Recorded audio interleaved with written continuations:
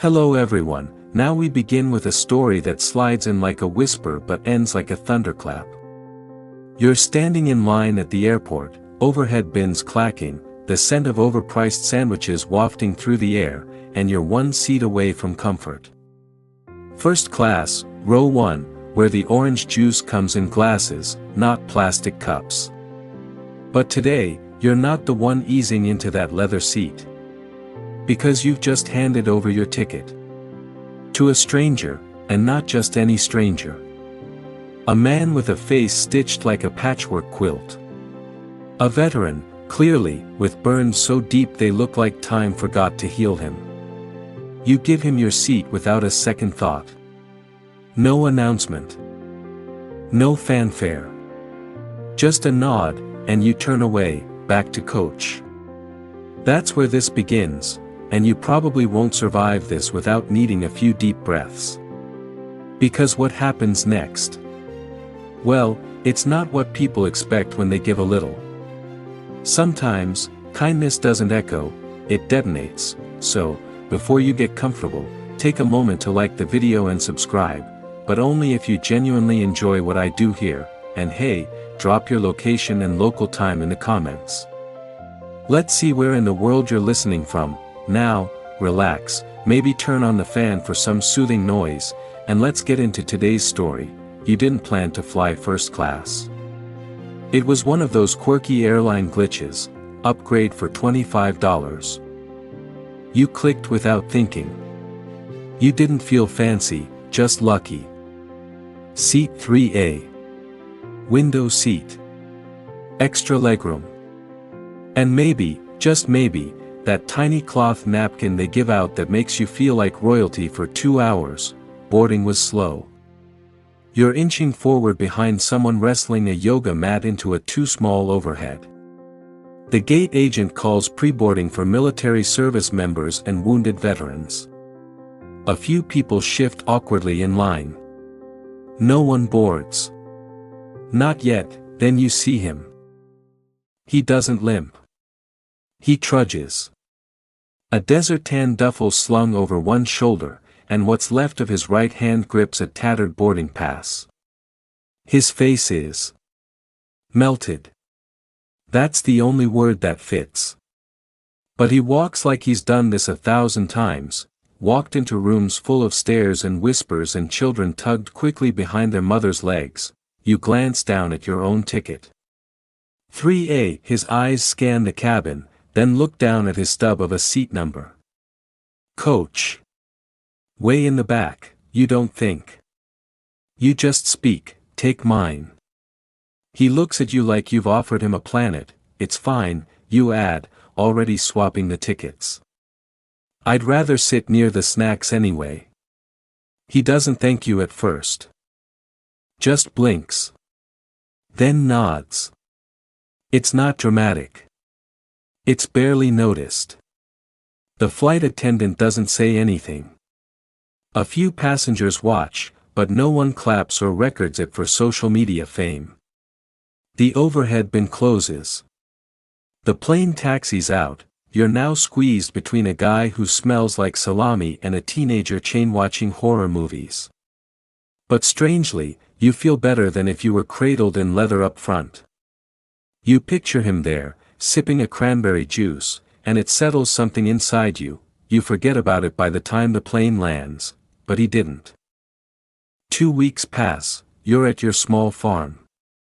It's quiet, save for the cluck of hens and the thrum of your tired pickup's engine when it sputters awake. Life has returned to its rhythm, early mornings, scraped knuckles, hands in dirt. You haven't told anyone about the flight. Why would you? It wasn't a story.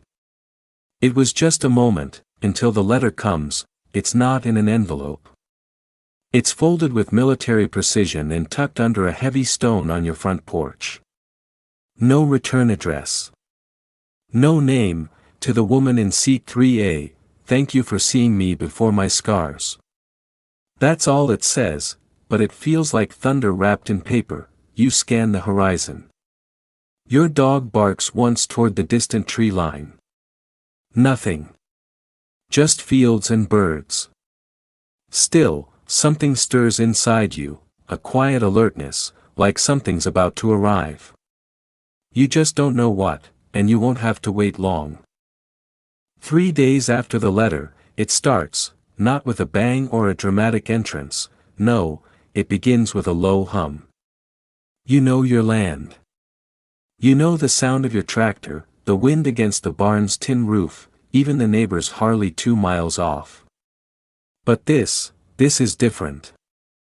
A thrum in the earth that grows deeper as it gets closer, like a heartbeat you can't quite place. You step out onto the porch. Mug in hand. Dog alert. And then you see them, SUVs. Matte black. Windows tinted so dark they might as well be obsidian. There's not one or two. There are 4. Military grade. They don't roar up the dirt road. They glide. Controlled. Intentional. They stop a few yards from your fence line. Engine still running, you feel it before you see it, the pressure in the air changes. The silence gets heavier. And then, a shadow crosses overhead, you look up, black hawks, 2 of them, slicing through the blue sky like eagles dipped in steel. They circle once, controlled as dancers, and then descend. Dust kicks up in cyclones. The barn shutters creak. Your dog bolts under the porch, and then they land. Out steps a man who walks like the wind parts for him, dress uniform. Rows of ribbons. Silver stars that sparkle even through the fog of kicked up dirt. He doesn't smile. Doesn't wave. Just walks straight toward you, boots crunching over gravel. You don't move. What would you say? What could you say? He stops just beyond your porch steps. Are you the one who gave up 3A? You nod. He exhales like he's been holding it since Baghdad. My name is General Isaiah Colton. That man. The one you gave your seat to. He's not just any soldier. He's my son. The world tilts. You remember the soldier's eyes now. Deep, guarded. But kind.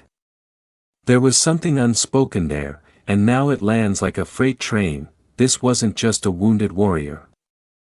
This was someone who once walked behind a general, protected by duty, pride, and a last name with power behind it. You open your mouth, but nothing comes out. He doesn't wait. Ma'am, I don't know what made you do what you did. But my son hadn't sat in the front of anything in 3 years. Not since the blast. Not since he told me he didn't want special treatment anymore. You gave him more than a seat. You gave him dignity. He reaches into his coat. Hands you a sealed envelope with your name on it, your full name, spelled perfectly. Inside, you later find a note and a card, lifetime access to any VA healthcare facility. Personal contact numbers. And something strange, a laminated slip with clearance codes. Don't be alarmed if some visitors drop by, he adds. My family believes in repaying debts. The general nods once, then turns and walks back to his convoy. The black hawks lift again, scattering your chickens across the yard. And just like that. They're gone, you're left on the porch, mug still warm in your hand, wondering what universe you just stepped into. That weekend, your fence gets fixed. Not by you, a truck rolls up, unmarked, but professional. 3 men hop out. Former military, by the way they move. They nod politely. Say they're here on behalf of the colonel. Which colonel? They don't say. They replace your fence. Repaint the barn. Even reinforce the gate with steel anchors. They refuse payment. Just doing our part, one of them says, smiling with a set of teeth probably earned from hard years in the service. That's when the community starts noticing. Your neighbor stops by, clutching a pie like it's a passport to classified information. Saw them fellas out back, friends of yours? You just shrug. I gave someone a seat, you say simply, that becomes the story, and it spreads. Your local paper wants an interview. You decline. A news van shows up. You wave them off. This wasn't a media moment. This was something else. Something sacred, but behind the scenes, things keep happening. An envelope arrives with prepaid feed orders for a year. A veterans cooperative shows up asking if they can lease part of your land to grow produce for wounded vets. You agree. Of course you do, because somewhere in the back of your mind, that soldier's eyes still look at you. Grateful. Unspoken, and then, just when you think it's all settled, the soldier returns, not in uniform. Not in an SUV. He comes alone. Walking, it's near dusk. You're feeding the goats. You see him by the tree line, silhouetted against the gold sky. He's thinner than you remember.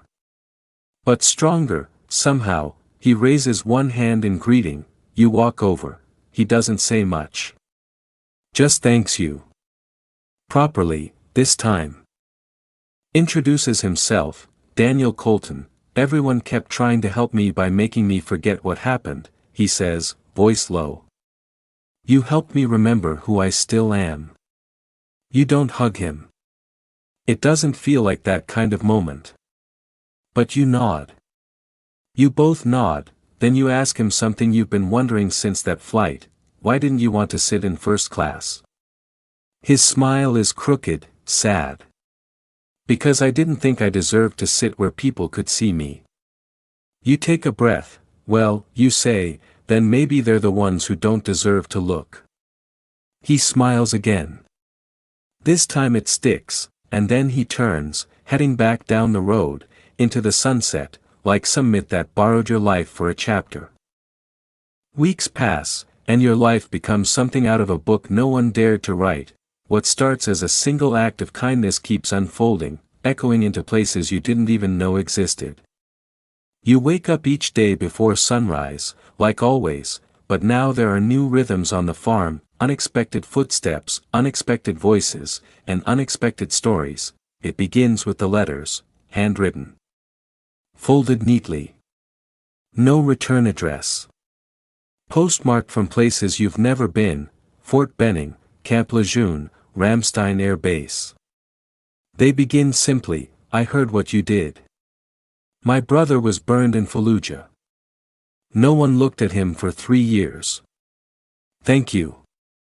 My son hasn't left the house since Kandahar. He watched your story on a forum. He cried. They arrive in waves, like tides that follow some unseen moon. And every one of them carries a weight, not of sadness, but of release. Of someone who's been carrying something too long, too quietly. One envelope contains a drawing. Crayon and shaky lines, an airplane window, a figure in a scarf, another with a bandaged face. A stick figure heart floats between them. It's signed by an 8-year-old, my dad says you're the reason he sleeps now. You tack that one to the fridge, and then, unexpectedly, again, it becomes more than letters. Veterans begin showing up. First it's a couple. Retired Air Force. They park a modest RV at the edge of your property. Right where the sun hits the pasture in the morning. We just needed a place to breathe, they say. He has nightmares. But not here. Not since we arrived. Then there's a young Marine, barely 25, still limping from something you don't ask about, who offers to help around the barn in exchange for silence. They don't want handouts, they want sanctuary, and you, somehow, have become the keeper of one. You start calling it the quiet. That's what they're looking for, not just silence, but peace. The kind that wraps around you when the chickens settle in for the night and the sky goes pink. The kind that doesn't ask questions, doesn't require salutes or therapy worksheets or medals. Just breath. Just space. Some stay a day. Others stay longer. No one stays forever, but each one leaves something behind, a thank you, a repaired gate, a freshly painted shed. One Marine built a bench under the oak tree by the west fence. Carved into it, the words, "We're still here." One night, as the stars poke through velvet darkness, you find yourself sitting there, alone. Or almost alone, there's someone approaching. You know the sound now, military boots on gravel have a certain weight. Not aggressive. Just grounded. Like they know the weight of earth and don't want to offend it. It's a woman this time. She's in her 60s, sharp-eyed, worry like barbed wire wrapped in grace. Introduces herself as Major Linda Torres, retired. She doesn't ask permission to sit. She just does. "I saw you give up your seat," she says after a minute. "I was in 6C. You blink, you were on the flight." She nods. "I watched the whole thing. Watched how you didn't even blink. Watched how he tried to say no, and you wouldn't let him." She pauses, then says something that sticks in your bones. "That wasn't just a gesture. That was a permission slip. For all of us." You don't know what to say. So you just listen. She talks about the burn unit at Walter Reed.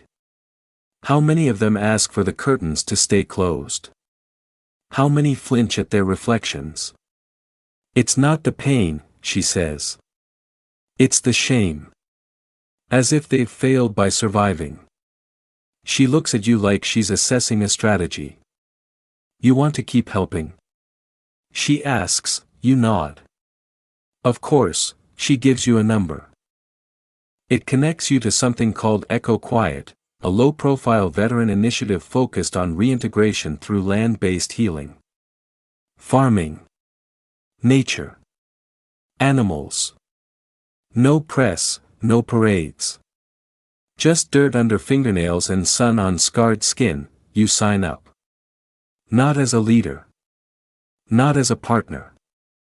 Just as a host, which is how, by the end of that month, you have 6 veterans working your land full-time. One teaches your goats to follow verbal commands in German, another, who never speaks above a whisper, restores your 30-year-old tractor like it's a sacred relic, and Daniel comes back, this time with a service dog and a quiet smile. He doesn't explain. He doesn't need to. You can see it in his posture. In the way he joins the morning coffee circle without hesitation. In the way others glance at him with unspoken reverence, you begin to notice something. These people, hardened by fire and loss, begin to soften each other. Without trying.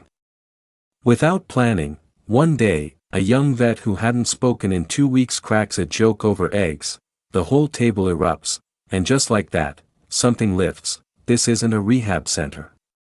It's not therapy, it's a miracle, buried in routine, because somehow, in the act of waking up before dawn, collecting eggs, watering tomatoes, patching fences, something shifts. Their hands remember usefulness, their hearts remember humanity, you remember yours.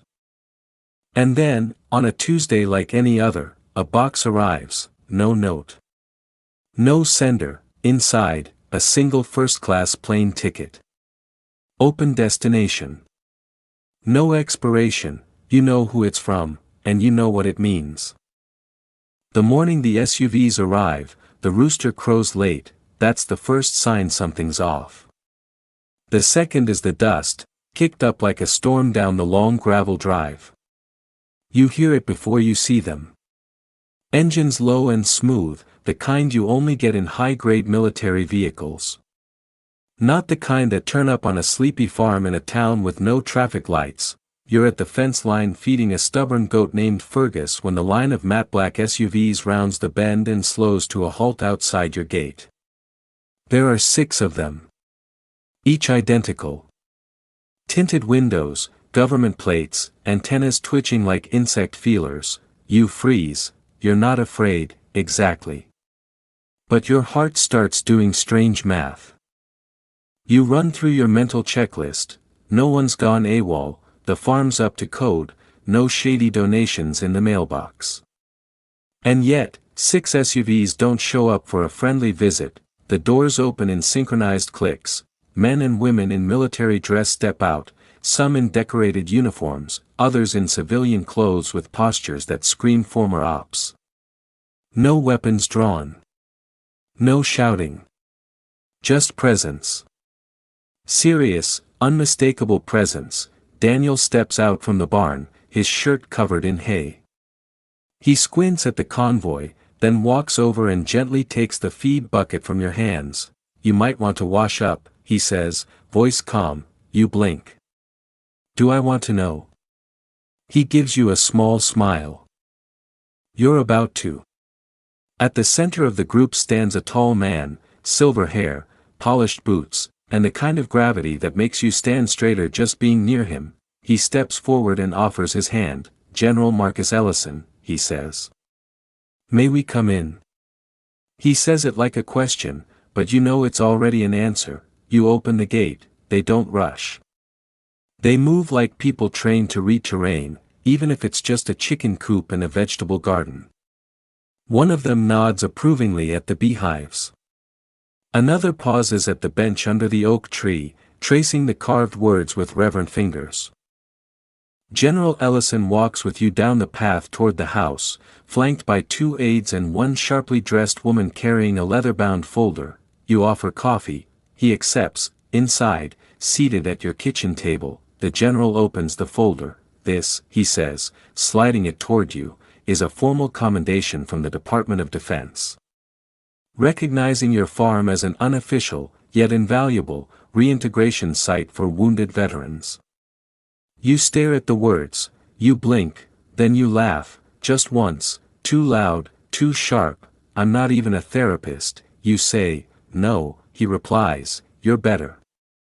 He proceeds to explain what's happened behind the curtain, your act of kindness, caught on camera by another passenger on that flight, circulated quietly through veteran forums. Then across closed military networks. Not public. Not viral. But deeply seen. More than 7,000 messages poured into an internal email inbox labeled Echo Quiet Reports. They all referenced you, some were a single sentence. Others were 10-page letters. All of them shared one thing, a feeling. A thawing. A shift. You reminded people they matter, the general says. Not for what they did in uniform. But for existing. As humans. You feel the weight of that. It's not pride, it's something quieter, like being witnessed. He gestures out the window, toward the barn where veterans are hauling sacks of feed and laughing at something out of earshot. We want to expand this, he says. Formally. With funding. We'll send trainers. Counselors. Build proper facilities. And, if you'll allow it, make you the face of the initiative. You open your mouth. Then close it. You're not a face. You're just a woman with stubborn goats and a soft spot for lonely people. But then again, weren't they? You look around. There's a burn survivor painting signs for the garden beds. A former infantryman with PTSD who now teaches composting. A Navy corpsman with a prosthetic leg gently bottle feeding a lamb. You nod, and something shifts again. They don't leave that day. Instead, they spend hours talking with the veterans. Not interviewing. Conversing. Listening. One aide tears up while hearing about a moment during a group campfire, the first time someone had sung in front of others since returning from Afghanistan. Later, as dusk settles over your porch, General Ellison joins you with a second cup of coffee. You know, he says, in the military, we measure courage in combat. But what you did, it redefined our scale. He sets down the cup. We thought you deserved something tangible. From his coat, he pulls a box. Inside, a medal. It's not flashy. Not gold, it's shaped like an open hand. Engraved simply, civilian honor, acts above self. You don't cry, not yet. because tomorrow there will be more chores. More letters. More hands held in silence. More nights when someone finally sleeps without fear, but tonight, just for a moment, you let yourself sit still, and accept that you did something good, not perfect, not planned, but enough to change lives, and maybe, just maybe, enough to change what people think of when they hear the word hero. The next weeks pass in a kind of quiet awe. Things don't just change around you, they bloom. The announcement hits internal military channels first. Then veteran support groups. Then quietly trickles into public view, not as a viral blast, but as a ripple. A whisper passed from person to person. There's a woman with a farm. You should see what she's doing. Requests begin to arrive. Not demands. Requests. A retired SEAL asking if he can teach kids how to build resilience shelters from scrap. A former logistics sergeant wondering if she can help set up a greenhouse. Even a Vietnam vet, nearly 80, sends a handwritten letter asking if you might let him walk the fence line and just breathe where peace is growing. You don't know how to say no, so you don't, and the farm becomes more than a refuge. It becomes a living thing. A tapestry of pain being stitched into purpose. And through it all, you're just you. Still waking at dawn. Still wrestling Fergus the goat. Still baking too much banana bread and forgetting where you put your keys, but now, there are others. Dozens, eventually hundreds, they come in cycles. Not all at once, some stay for a few days. Others settle for months. A few never leave. There's Chase, who hasn't spoken more than a few words since losing 2 friends to an IED. He now runs the woodworking shed, teaching veterans how to craft memory boxes, each one built with a silent story inside. There's Nia, who lost her arm in a training accident and her sense of identity soon after. She's planted an orchard. She talks to the trees like they're people. And maybe they are. There's Frankie, a young vet who once tried to end his own life and now stands every morning by the barn, leading others through mindful breathing. He says, the air's different here. It doesn't forget you exist. Every story becomes a thread in a wider fabric, and still, you stay small, but fate won't let that last. One afternoon, a woman named Tara visits. She's not military. She's press. I'm here off the record, she assures you. I just want to see. You agree, cautiously. She stays for 2 days. Then disappears. A month later, The Atlantic publishes a quiet piece titled, "The Farm Where Veterans Learn to Be Human Again." It doesn't explode online. It doesn't need to, it echoes, it reaches inboxes that matter. Policymakers. Therapists. Retired generals. Hollywood screenwriters. Suddenly, you're on calls with people whose names you only vaguely recognize. Some want to help. Some want to package. You politely decline the packaging, but one offer sticks. A non-profit group of trauma-informed educators approaches you with a proposal. They want to replicate the model, slowly. Carefully, respectfully, you say yes. You fly, reluctantly, to a conference. Speak to a room of 600 trauma counselors. You open with a joke about goats and end with a story about a man who once sobbed into your hands because he couldn't remember the last time someone asked if he was okay without an agenda. The room stands when you're done, you don't know why. You were just telling the truth, but maybe that's why, and all the while, back at the farm, things stay true. No branding. No fancy welcome signs. Just the wind in the oaks and the smell of soil and the soft, kind chaos of healing in motion. You receive letters, hundreds. A girl writes from Texas. Her dad, a Marine, started smiling again after watching a clip of your speech. A school teacher in Michigan tells you her students fundraise to send seeds for the orchard, A man named Elijah writes that he never believed in grace until he saw how you gave it, over and over, without asking for thanks. But one letter catches your breath. It's from the man on the plane. He writes, "I never thought I'd be seen again, not as anything worth noticing. You reminded me that burned skin isn't broken soul. That the way someone looks at you can relight a pilot light inside. I don't know how to repay you. So instead, I've started volunteering at a VA hospital. You gave me back the ability to give. Thank you." You read it 3 times, fold it, keep it in a drawer beside the kettle, under the tin of sugar cubes. The metal sits beside it now, not because you care about hardware, but because sometimes, when you feel small or unsure, you hold it and remember, kindness leaves echoes, even quiet ones, especially quiet ones. One spring morning, years later. A child you've never met runs barefoot across your porch. His mom, a former army medic who stayed for a while before settling nearby, calls after him. The boy grins and shows you a handful of chicken feathers. He says, "This place feels like breathing." You laugh, and you realize, maybe that's what this all is, a place where the soul exhales, where names matter less than presents, where uniforms are hung up, not discarded, where wounds become gardens, and love, unexpected, unreasonable love, is allowed to take root, because the truth is, you never meant to be anyone's hero, you just gave up a seat, but life. Life saw fit to give you something much greater in return, a mission made of soil and sweat and stubborn hope.